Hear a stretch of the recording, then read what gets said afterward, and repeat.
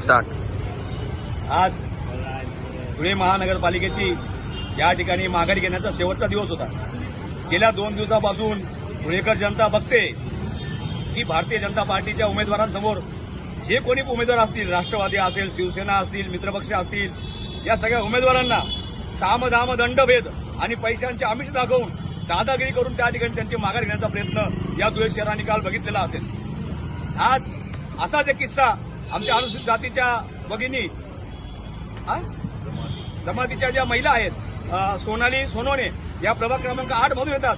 त्यांचे देखील पती हे कुणाल बाबा पाटील यांच्या संस्थेमध्ये नोकरीला आहे.